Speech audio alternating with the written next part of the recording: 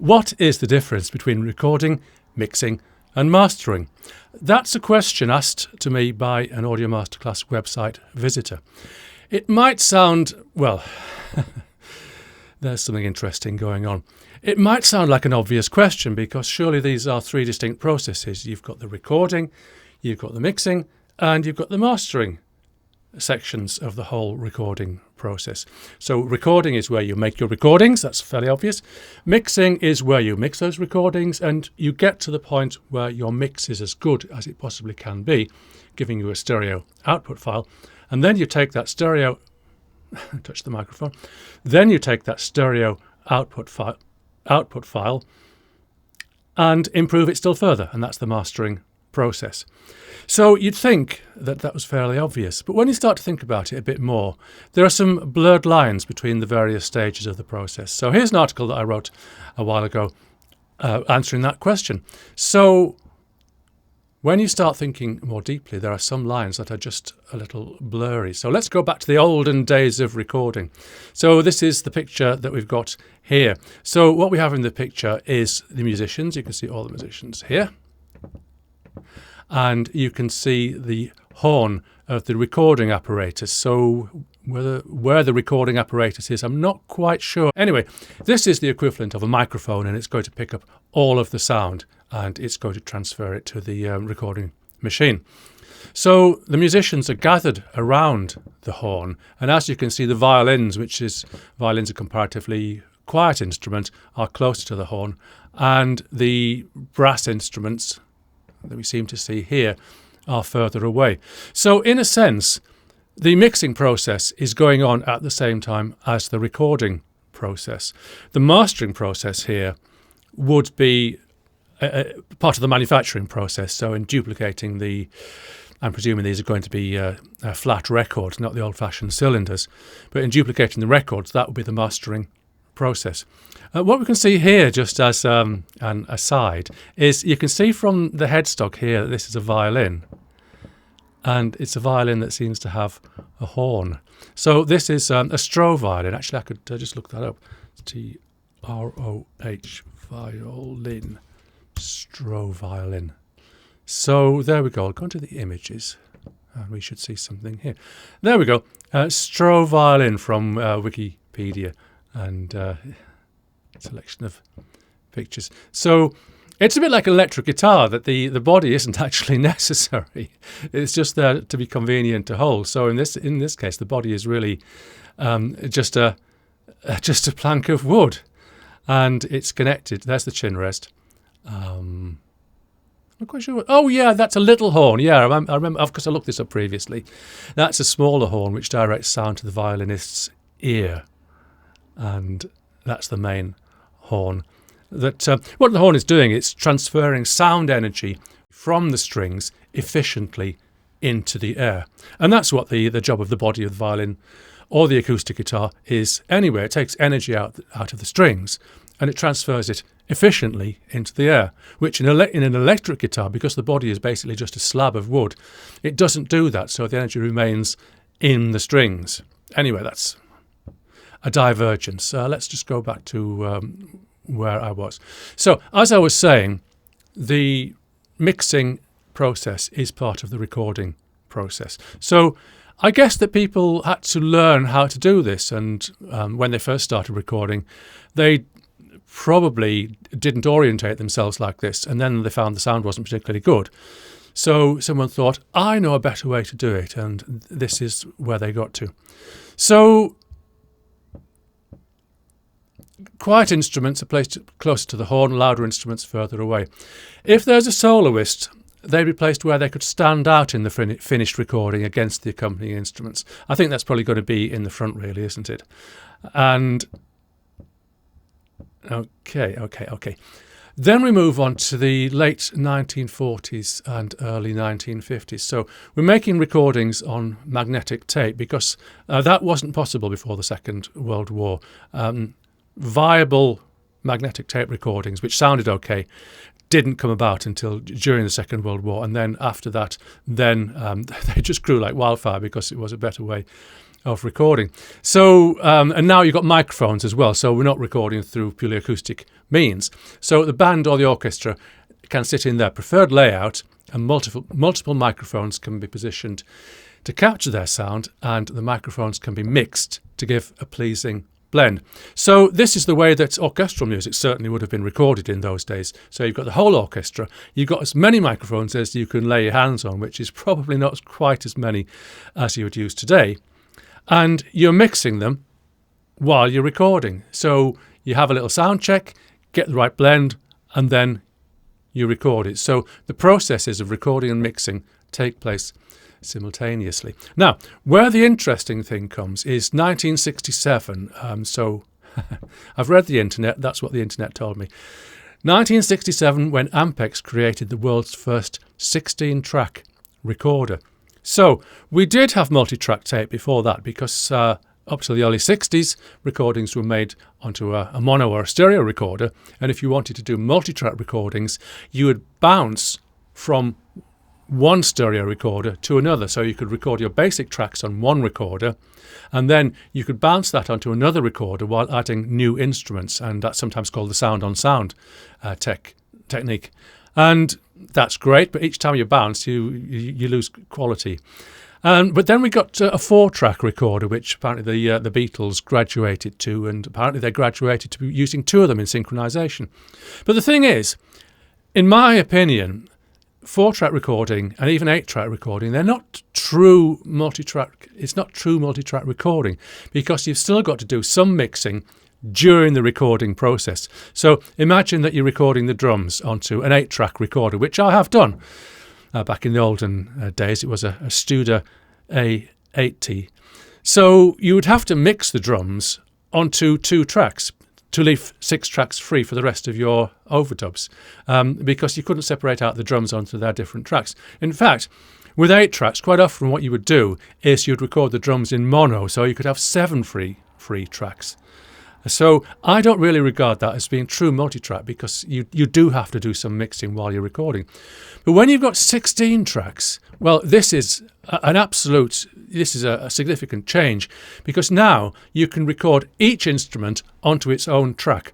So you can give the whole drum kit, you can give it individual tracks. So if you've got the kick drum, the snare drum, the hi-hat, a couple of toms,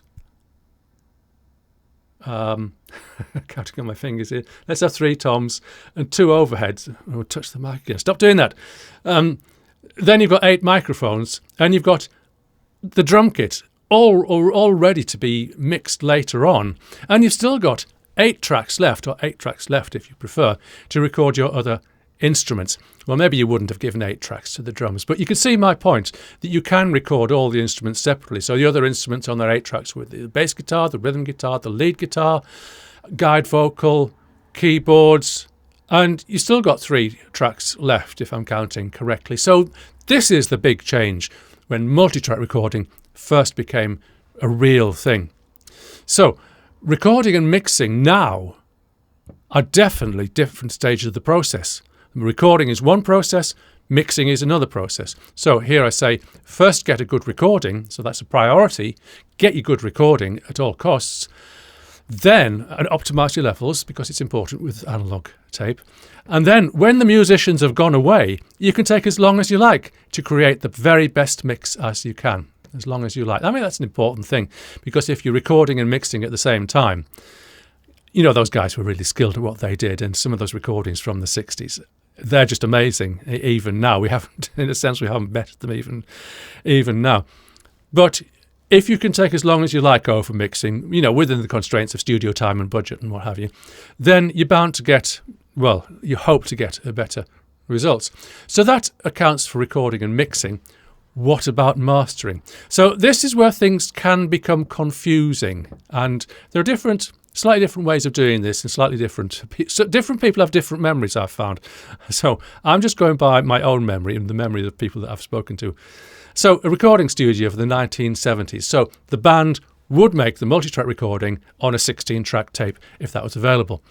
And then the engineer would mix it to stereo. So you didn't have a separate mix engineer in those days. That started with, I think, Bob Clearmountain, I think, would have been, one of the personalities who really made that a thing to have a separate mix engineer. If you know more about when that kind of thing started, then in the comments, please, and we'll explore that in future perhaps. So the engineer would mix it, and sometimes the engineer would politely ask the producer to go away, so he could work on the mix, and then the producer would come in and say, no, that's all wrong, the drums need to be louder, the vocal needs to be this and that, and then the producer would go away, and then the engineer, and he said mix engineer, the engineer, because there's only one engineer, would work on it further until the producer was satisfied.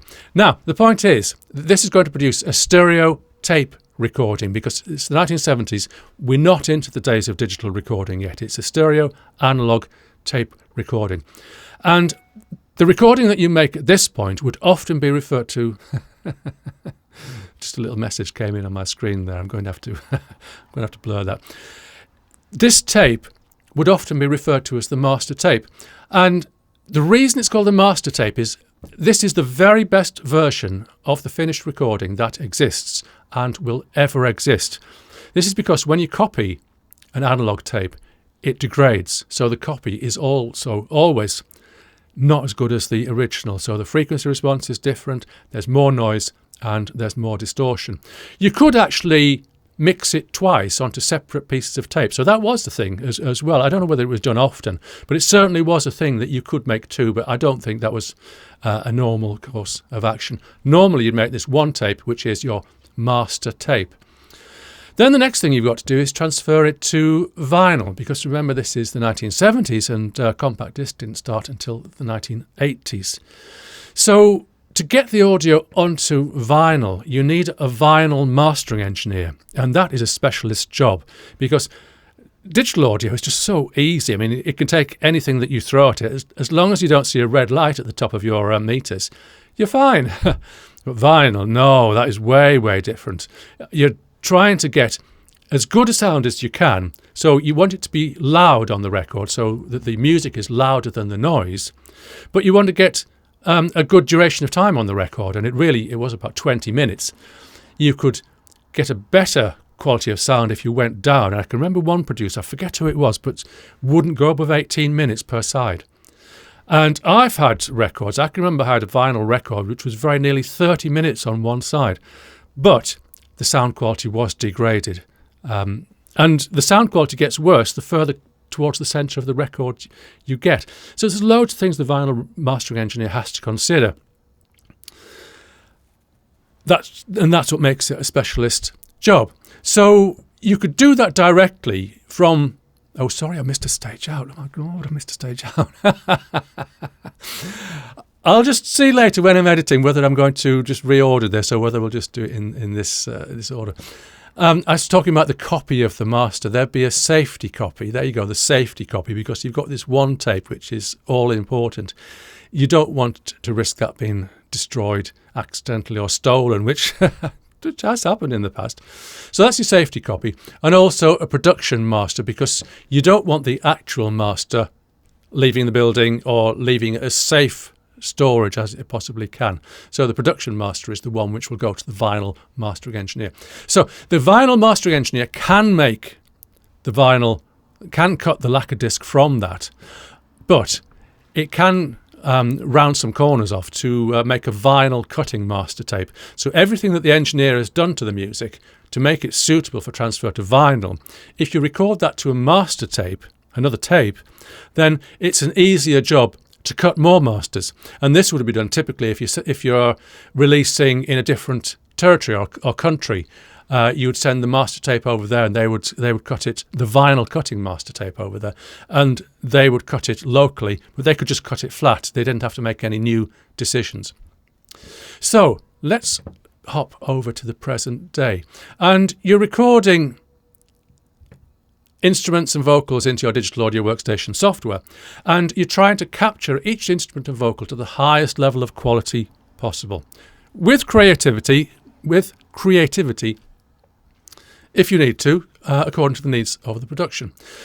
You'll get to a point when the multitrack session is complete, when you think that nothing needs to be added, nothing needs to be changed, nothing needs to be improved in any way. So that multitrack recording is now complete. And that is very analogous to the multitrack analog tape. And you're going to mix it into stereo. We use the word slightly differently here because in the analog days you talk about mixing, and that was the process of making decisions and deciding how it should sound, and also transferring it to a stereo tape. You'd have all called that whole process mixing. Now we talk more about mixing being the creative decision-making process. And when you make your stereo file, which is within the digital audio workstation, you call that bouncing now. So it's just slight different terminologies that have come into place. So mixing is the creative and time-consuming process of making decisions. And then bouncing is something that takes place in a couple of minutes, or maybe even less. Now, in the 1970s, we might have called this the master because this is the first mixed stereo copy. But in digital audio, you can make infinite numbers of absolutely identical copies, so it really doesn't have the same meaning at all. So we wouldn't call this the master. I don't think very many people would be using that terminology at this stage. You can call it the mixed stereo file, the bounce. Call it what you like. We know what it is. It's the best mix that you could possibly have made. So in theory, your mix might be so good that it could be ready for commercial release. But we still have mastering engineers. So just because vinyl has largely gone away doesn't mean that the mastering engineer has gone away. They've kind of like reinvented themselves. So they will take the finished stereo mix, which you have made, or the mix engineer has made the very best mix that they possibly can, onto that stereo file, and the mastering engineer will take the stereo file and improve it still further. You could ask, well, why can't the mix engineer do that? Well, the mix engineer can do that, but you see, mastering engineers, this is what they do day in, day out. They work with stereo files and they improve them. So it stands to reason that they're going to get the kind of experience that someone who does mixing all day long, they're not going to get that same experience of just finishing it off and putting the final polish on that stereo file. So there we have it. Recording is the process of capturing the original sounds into the digital audio workstation.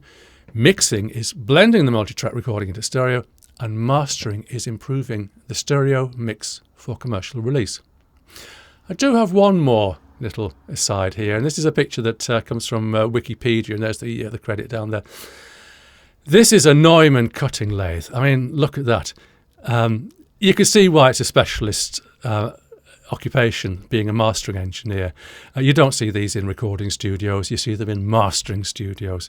So I just like looking at it. I've never operated one of these myself, but I've been in the room watching a mastering engineer cut the record. And it is just fascinating. It's absolutely fascinating. This, didn't want it to do that. This just here, if I click it, it'll probably do something different. That's the cutting head where the actual cutting takes place.